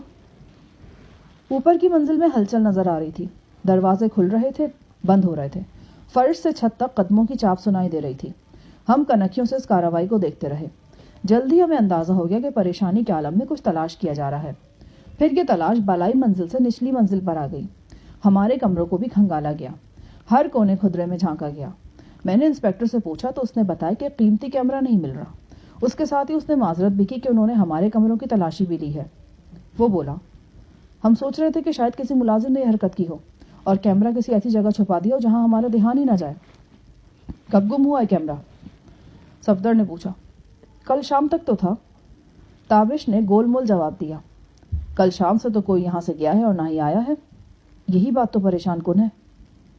تھوڑی دیر بعد ہم دیکھ رہے تھے کہ تابش اور جوجی سمیت 7 افراد گھٹنے گھٹنے پانی میں چلتے عمارت سے باہر جا رہے ہیں۔ تابش سمیت کم از کم 4 افراد مسلح تھے۔ کچھ آگے جا کر پانی مزید گہرا ہو گیا اور ان کی کمر تک پہنچ گیا، تاہم وہ جلدی نسبتاً بلند راستے پر آ گئے۔ یہاں ایک جیپ موجود تھی، جیپ اسٹارٹ ہوئی اور وہ سب اس میں بیٹھ گئے۔ جیپ پانی میں بڑی بڑی لہریں پیدا کرتی جنوب کی طرف روانہ ہو گئی۔ کئی بار یوں لگا کہ زیادہ پانی کی وجہ سے جیپ کا انجن بند ہو جائے گا، لیکن ڈرائیور اور جیپ دونوں ہی ڈھیٹ نکلے۔ جیپ جیسے تیسے آگے بڑھتی رہی اور درختوں کے جھنڈ کے عقب میں اوجھل ہو گئی۔ معاملہ کچھ اور لگتا ہے جناب، کوئی بندہ تو گم نہیں ہو گیا ان کا؟ کوئی بڑی بات نہیں، جنگلوں میں جنگل کا قانون ہی چلتا ہے۔ لیکن اب ایک بات اور بھی ہے پیارے، صورتحال ہمارے لیے بھی خطرناک ہو گئی ہے۔ ابھی تک تو انسپکٹر گھر میں گھسا بیٹھا تھا، اب باہر نکلا ہے، معلوم نہیں کس کس سے ملے گا۔ ہاں یہ خطرہ تو اب چمکتی تلوار بن گیا ہے، صفدر نے تائید کی۔ مبارک امین نے اس کا کوئی کارندہ کسی بھی وقت ہمارا بھانڈا پھوڑ سکتا ہے۔ پھر کیا خیال ہے، کوچ کرنے کے لیے تیاری پکڑی جائے؟ پانی میں اترنے کی تیاری تو یہی ہوتی ہے کہ لنگر لنگوٹ کس لیا جائے۔ ہم تو یہ تیاری پکڑ لیں گے، عورتوں کا مسئلہ ہے، صفدر نے کہا۔ لیکن ایک مسئلہ اور بھی تو ہے، ہمیں تو یہ لوگ شاید جانے دیں لیکن بدر کو ہرگز نہیں جانے دیں گے۔ وہ تو یہی سمجھ رہے ہیں کہ بدر کی قیمت چکا کر اسے یہاں لایا گیا ہے۔ پھر کیا کرنا چاہیے؟ ابھی ہم صلاح مشورہ کر ہی رہے تھے کہ گاڑی کے انجن کی آواز سنائی دی۔ وہی جیپ واپس آ رہی تھی جس پر آدھا پون گھنٹہ پہلے انسپکٹر اور دوسرے لوگ یہاں سے روانہ ہوئے تھے۔ ہمارا ماتھا ٹھنکا، کہیں انسپکٹر پر ہماری حقیقت تو ظاہر نہیں ہو گئی تھی۔ پانی میں بڑی بڑی لہریں پیدا کرتی جیپ واپس عمارت کے مین گیٹ کے سامنے پہنچ گئی۔ تمام افراد اس میں سے نکل آئے۔ انسپکٹر اور جوجی سب سے آگے تھے۔ جوجی کے پیچھے آنے والے امریکی کے ہاتھ میں کوئی خون آلود جانور تھا۔ دور سے تو ہمیں یہی لگا کہ شاید وہ لوگ کوئی شکار کر کے لائے ہیں۔ جب وہ پانی سے گزر کر اندر داخل ہوئے تو معلوم ہوا کہ یہ ایک ایلشین کتے کی لاش ہے۔ چھوٹا سا سفید کتا خون سے رنگین ہو رہا تھا، غالباً اسے کسی تیز دھار آلے سے ہلاک کیا گیا تھا۔ جوجی اور اس کے ساتھیوں کے چہرے بھی ستے ہوئے نظر آ رہے تھے۔ چند منٹ کے بعد بالائی منزل سے کسی عورت کے رونے اور بلند آواز سے بولنے کی صدا آنے لگی۔ اس کے جواب میں گاہے گاہے ایک بھاری مردانہ آواز بھی سنائی دے جاتی تھی۔ یقینی طور پر یہ آواز فلمی پروڈیوسر اور ڈائریکٹر جوجی صاحب کی تھی۔ یہ شور شرابہ بہتر طور پر سننے کے لیے میں سیڑھیوں کی طرف چلا گیا۔ آوازیں اب نسبتاً صاف سنائی دینے لگی تھیں۔ ان آوازوں کو سننے سے یہ انکشاف ہوا کہ ہمارا اندازہ درست تھا۔ بات صرف کیمرے کی گمشدگی کی نہیں تھی، کیمرے کے ساتھ ساتھ یونٹ کی ایک لڑکی بھی گم ہو گئی تھی۔ ابھی جو کتا مردہ حالت میں جنگل سے لایا گیا تھا وہ اسی لڑکی کا تھا۔ مزید تھوڑی دیر کے بعد انکشاف ہوا کہ چیخنے چلانے والی عورت جوجی کی گرل فرینڈ نما بیوی تھی اور جو لڑکی گم ہوئی تھی وہ اس کی بہن یعنی جوجی کی سالی تھی۔ حیرانی کی بات یہ تھی کہ یہ لوگ کسی نیک مقصد کے تحت یہاں موجود نہیں تھے۔ یہ شیطان کے دستے راز یہاں اوریا فلمیں بنا رہے تھے۔ ایسا منحوس کام کرنے والا شخص اپنی مبینہ بیوی اور سالی کو بھی ساتھ ساتھ لیے پھر رہا تھا۔ شاید اس کا کوئی بچہ ہوتا تو اسے بھی ساتھ لانے سے نہ چوکتا۔ انسان ماحول کا حصہ بن جاتا ہے اور برے بھلے کے معیار بہت جلد اس کے لیے بدل جاتے ہیں۔ یہ لوگ فلم میکر تھے، ان کا روزگار یہی تھا۔ غالباً یہ لوگ اس بدبودار دھندے کو بھی معمول کا ہی کاروبار سمجھتے تھے، جیسے کوئی جرنل اسٹور چلایا جا رہا ہے، کتابیں چھاپی جا رہی ہیں یا کوئی فیکٹری لگائی جا رہی ہے۔ اس کام میں انہیں کوئی برائی نظر نہیں آتی تھی۔ اس کی بیوی یا گرل فرینڈ جو بھی تھی وہ چلا رہی تھی، تم لوگ جھوٹ بولتے ہو، میں نے تمہیں 50 بار کہا تھا کہ کرسٹی کو ساتھ مت لاؤ، مگر تم ہٹ دھرم ہو، منہ سے جو بات نکل جاتی ہے۔ میں اسے باندھ کر تو یہاں نہیں لایا تھا نا، وہ نہ آنا چاہتی تو نہ تم اسے لاتی، تو وہ کیوں آتی؟ وہ سیر سپاٹا کرنے کے خیال میں تھی اور اندر اندر سے تم بھی یہی چاہتی تھی. تمہارے سامنے میں نے اسے بار بار سمجھایا تھا. ابھی پرسوں یہاں بیٹھ کر میں نے اس سے کیا کہا تھا؟ میں نے اس سے کہا تھا کہ اسے کیلیفورنیا نہ سمجھے. یہ پسماندہ علاقہ ہے. یہاں کا ماحول بالکل اور ہے. لوگ اچھے نہیں ہیں. دن دہاڑے جرم ہوتے ہیں. اس نے باہر نکل رہی ہو تو کسی کو ساتھ لے کر جائے. مگر وہ بھی ضدی ہے تمہاری طرح. کسی کو ساتھ لے جانا تو دور کی بات, وہ ڈیم فول کسی کو بتا کر بھی نہیں گئی. جو جی دیکھو, مجھے تقریر نہیں چاہیے. مجھے کرسٹی لا کر دو, جہاں سے مرضی لا کر دو, ورنہ بائی گاڈ میں شوٹ کر لوں گی خود کو. تمہارے سامنے اسی جگہ کھڑے ہو کر گولی مار لوں گی اپنے سر میں. وہ چیخنے لگی. یہ عجیب و غریب صورتحال تھی. کل سویرے اچانک زوردار بارش ہو گئی تھی. اس وقت یہاں کے سارے مکین بہت خوش اور مطمئن تھے. اس کا مطلب تھا کہ لڑکی اس وقت تک غائب نہیں ہوئی تھی. بارش کے بعد چاروں طرف جلتھل ہو گیا تھا. اس عمارت میں آمد و رفت ناممکن ہو گئی تھی. پھر یہ کیسے ہو سکتا تھا کہ ایک لڑکی اپنے کتے اور کیمرے کے ساتھ یہاں سے نکل جاتی؟ نہ صرف نکل جاتی بلکہ کسی کو کانوں کان خبر بھی نہ ہوتی. میرے کانوں میں بار بار وہ الفاظ گونج رہے تھے جو ابھی تھوڑی دیر پہلے جوجی صاحب نے بولے تھے. اس نے کہا تھا, یہ پسماندہ علاقہ ہے. یہاں کا ماحول بالکل اور ہے. اچھے لوگ نہیں ہیں. دن دہاڑے جرم ہوتے ہیں. اس کے منہ سے یہ الفاظ کتنے بھونڈے اور مذاقہ خیز محسوس ہوئے تھے. وہ خود علالان ذلت کے گڑھے میں گرا ہوا تھا اور اس گڑھے کے اندر سے دوسروں کے کیریکٹر سرٹیفکیٹ جاری کر رہا تھا. بالفاظ دیگر گند پھیلانے والے کو سبھی گندے بدبودار نظر آ رہے تھے. یہ اچھائی اور برائی کے معیار بدلنے کی واضح ترین مثال تھی. میں نے صفدر اور زری گل کو صورتحال سے آگاہ کیا. وہ بھی معاملے کی سنجیدگی کو شدت سے محسوس کرنے پر مجبور ہو گئے. جوان لڑکی کا جنگل میں نکل جانا واقعی ایک فاش غلطی تھی. اب اس کا کتا مردہ حالت میں ملا تھا. خود اس کے ساتھ نہ جانے کیا ہوا تھا. 5-10 منٹ بعد ہم نے دیکھا کہ انسپیکٹر تابش کے ملازمین گیراج میں کھڑی ہوئی 2 گاڑیاں باہر نکال رہے تھے. ایک گاڑی پہلے سے باہر موجود تھی. سب لوگ ایک بار پھر جنگل میں تلاش کے لیے نکل رہے تھے. اس بار جوجی کی بیوی بھی اس کے ساتھ تھی. وہ درمیانی عمر کی ایک بے کشش سی عورت نظر آتی تھی. چہرے پر ماتمی سائے اور آنکھوں کے گرد حلقے تھے. جانے سے پہلے انسپیکٹر میرے پاس آیا اور گمبھیر لہجے میں بولا, ہمیں ایک مسئلہ پیش آ گیا ہے. یونٹ کی ایک لڑکی نہیں مل رہی. اس کی تلاش میں جا رہے ہیں. تم لوگوں کو کسی چیز کی ضرورت ہو تو میرے ملازم شالے سے کہہ دینا. وہ انگلش سمجھتا ہے. میں نے تعصب کا اظہار کیا اور کہا کہ کسی مدد کی ضرورت ہو تو ہم حاضر ہیں. تابش نے کہا, بس تم لوگ 4 دیواری کے اندر ہی رہو. کسی مدد کی ضرورت ہوئی تو میں بتا دوں گا.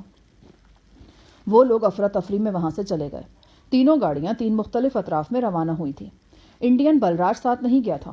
اس کی آنکھیں شب بیداری کے باعث سوجی ہوئی تھیں. لڑکی کی گمشدگی اب کوئی ڈھکی چھپی بات نہیں رہی تھی. سب اس پر تبصرہ کر رہے تھے. میں نے بلراج سے کہا, ایک بات سمجھ نہیں آئی. کل جب بارش میں سب لوگوں نے ہلا گلا کیا تو لڑکی یہیں پر موجود تھی. اس کے بعد چاروں طرف پانی کھڑا ہو گیا تھا. ہم نے یہاں کسی کو آتے جاتے نہیں دیکھا. وہ کب میں یہاں سے نکل گئی؟ بلراج نے کہا, وہ بدبخت بہت سیلانی ہے. نشہ وغیرہ بھی کرتی ہے. کل جس وقت سب لوگ بارش میں نہا رہے تھے وہ یہاں سے جا چکی تھی. کیا مطلب؟ اس کے کمرے کا دروازہ اندر سے بند تھا. سب نے یہی خیال کیا کہ وہ کمرے میں سوئی پڑی ہوگی. کافی دروازہ کھٹکھٹائے گا مگر وہ نہیں کھلا. آج 9-10 بجے تک بھی جب وہ کمرے سے نہیں نکلی تو اس کی بہن یعنی جوجی صاحب کی بیوی کا ماتھا ٹھنکا. پہلے تو وہ دروازے کو کوٹتی رہی, پھر کمرے کی عقبی جانب گئی. یہاں کھڑکی اندر سے بند نہیں تھی. کھڑکی کھلی تو کمرہ خالی تھا. کرسٹی کا کتا کہیں نظر آ رہا تھا اور نہ ہی $10,000 کا قیمتی کیمرہ. بس اسی وقت سے بھاگ دوڑ مچی ہوئی ہے. بھگوان کرپا کرے, آثار کچھ اچھے نہیں دکھتے.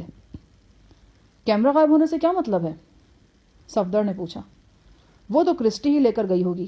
اس پر جنگل میں گھومنے اور مووی بنانے کا خط سوار ہو رہا تھا. یہی لگتا ہے کہ جنگل میں کہیں آگے نکل گئی ہے اور اوباشوں کے ہتھے چڑھ گئی ہے. ہم بھی کوئی ایسے نیکوکار اور صالح حضرات نہیں تھے. کوشش کے باوجود بے شمار کوتاہیاں ہم سے سرزد ہوتی رہتی تھیں. مگر پتہ نہیں کیا بات تھی, اس فلمی یونٹ کے ارکان کے منہ سے دوسروں کے لیے برائی, جرم اور بدماشی جیسے الفاظ سن کر بہت عجیب لگتا تھا.